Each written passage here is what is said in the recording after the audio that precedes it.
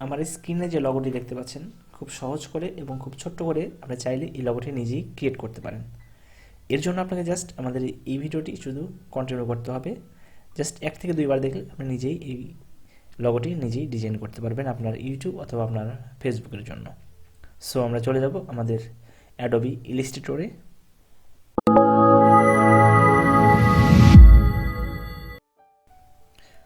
আমরা just Adobe ইলাস্ট্রেটরে আসলাম। এখন আমরা জাস্ট শিফট এবং অল্টার বাটন চেপে একটা সুন্দর বৃত্ত নিয়ে নিলাম। এখন আমরা এই বৃত্তটা আমাদের ফিল কালারটা অফ করে স্ট্রোক কালারটা ব্ল্যাক করে দিচ্ছি এবং স্ট্রোক কালারটা আমরা এখানে 1 পিটি আছে, আমরা জাস্ট এখানে 40 পিটি করে দিচ্ছি। আপনি চাইলে আপনার ডেস্কটপে অন্য 40 ছাড়াও হতে পারে, জাস্ট আপনার মনের মতো করে এই বৃত্তটা ডিজাইন করে নেবেন এবং এই বৃত্তের যে ডিজাইনটা থাকবে যত পিটি রাখবেন ঠিক পরবর্তীগুলোও সেম পিটি রেখে দেবেন। আমরা জাস্ট বৃত্তটা সিলেক্ট করে অবজেক্টে গিয়ে স্পান করে নিচ্ছি। এখন আমাদের এটা ফিল কালার হয়ে গেছে। স্পান করার সাথে সাথে আমাদের বৃত্তটা ফিল কালারে চলে আসে। আমরা জাস্ট এই মিডিল বরাবর এখন একটা লাইন সেগমেন্ট টুল থেকে একটা লাইন নিয়ে নিব। আমরা একটা লাইন নিয়ে নিচ্ছি এবং আমাদের লাইনটাও ফিল কালার টপ করে স্ট্রোক কালারটা ব্ল্যাক করে দিচ্ছি। এখন সেম আমরা এটাকেও 1 পিটি আছে, এটাকে আমরা 40 পিটি করে দিচ্ছি, সবগুলো যেন সুন্দরভাবে ম্যাচ করে। এবং এটাতেও আমরা সেম সিলেক্ট করে সাবজেক্টে আসব এবং সাবজেক্ট থেকে স্পানে আসব, স্পান করে দেব, ফুল করে দিচ্ছি। এখন আমরা বৃত্তের যে মিডিল বরাবর আছে সেম আমরা মিডিলের রাইট সাইডে এটাকে সুন্দরভাবে বসিয়ে নেব।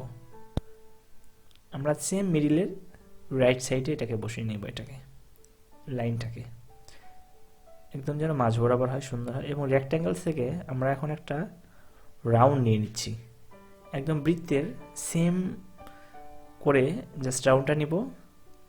আমরা বোঝার সাথে বৃত্তের মধ্যে নিচ্ছি, আমরা এটা বৃত্তের বাইরেও নিতে পারি। এখন আমরা ফিল কালারটা অফ করে দেব এবং আমাদের স্ট্রোক কালারটা সেম আগের মতো ব্ল্যাক রেখে পিটিটা 40 পিটি করে দেব। আমরা 40 পিটি করে দিচ্ছি। এখন এটাকে আমরা জাস্ট বৃত্তের বাইরে নিচ্ছি আমাদের এটাকে একটু রাউন্ড করার জন্য। আমরা ডাইরেক্ট সিলেকশন টুলে আসলাম, আসার পরে এটাকে সিলেক্ট করে নিচ্ছি। আমরা জাস্ট 2টা অ্যাঙ্কর আছে, 2টা অ্যাঙ্করকে সিলেক্ট করে নিচ্ছি। এখন আমরা যে কোনো এই যে বৃত্ত দেখা যাচ্ছে এই বৃত্তটা ধরে জাস্ট একটু স্ক্রল করলে উপরের দিকে এরকম সুন্দর রাউন্ড হয়ে যাবে। আর রাউন্ডটা খুব সুন্দর স্মুথ করবেন যাতে ডিজাইনটা অনেক সুন্দর হয়। সো এখন আমরা সিলেক্ট করে আর বৃত্তের একদম মাঝ বরাবর সুন্দর করে বসিয়ে দেব এবং আমাদের নিচের যে জায়গাটা আছে এটা যেন সুন্দর একটু ফাঁকা থাকে আর কি, তাহলে ডিজাইনটা সুন্দর হবে। সো আমরা একটু হালকা উপরের দিকে নিয়ে নিচ্ছি যাতে নিচের কালারটা যেন সুন্দর বোঝা যায়।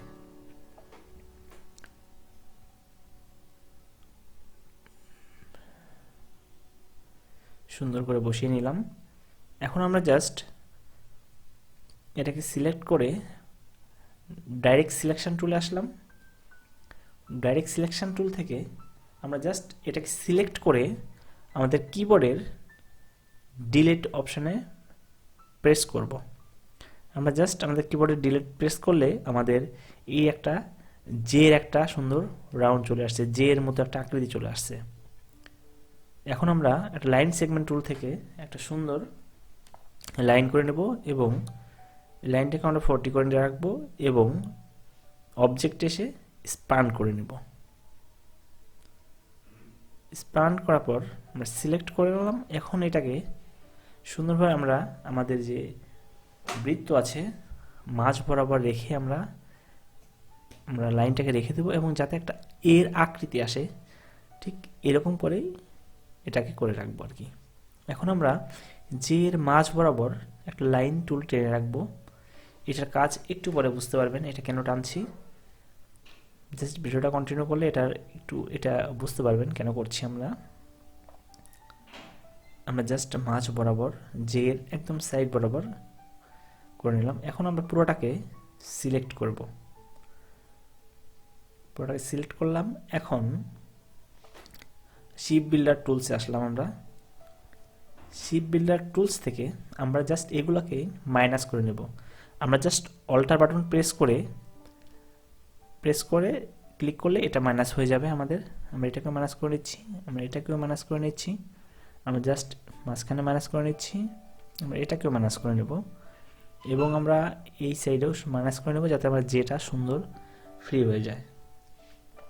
সো আমাদের মোটামুটি মাইনাস করা হয়ে গেছে। এখন আমরা লাইন সেগমেন্ট টুল থেকে এর যে নিচের অংশ এটাকে সুন্দর করে একটা লাইন নিয়ে নেব এবং এই লাইনটাকেও আমরা 40 পিটি করে দেব এবং ব্ল্যাক করে রাখবো। 40 পিটি করে দিচ্ছি।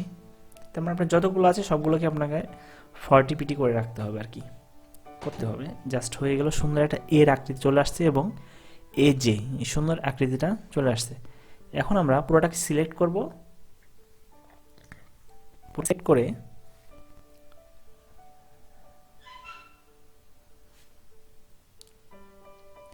আমরা শিপ বিল্ডার টুলসে আসলাম।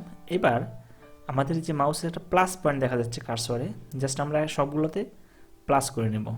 জাস্ট আমাদের ওইটা সাদা ফিল আছে, আমরা ফিল কালারটাকে ব্ল্যাক করে রাখবো, তাহলে আমাদের এটা পুরোটাই ব্ল্যাক হয়ে যাবে আর কি। আমরা এটাকে ব্ল্যাক করে নিচ্ছি, আমরা এটাকে ব্ল্যাক করে নিলাম। আমরা জাস্ট লাইনগুলোকে অ্যাড করে দিচ্ছি আর কি, প্লাস করে দিচ্ছি। আমাদের যে খণ্ড খণ্ড অংশগুলো ছিল আমরা সবগুলোকে ধরে ধরে প্লাস করে নেব। এটা অবশ্যই আপনাকে দেখে দেখে সুন্দরভাবে প্লাস করে সাজিয়ে নিতে হবে, তাছাড়া আপনার পরবর্তীতে কালারগুলো মিলবে না আর কি। সুন্দর করে আমরা এটাকে প্লাস করে নিচ্ছি। তার মানে ভাঙা ভাঙা যে অংশগুলো ছিল সবগুলো আমরা অ্যাড করে নিলাম।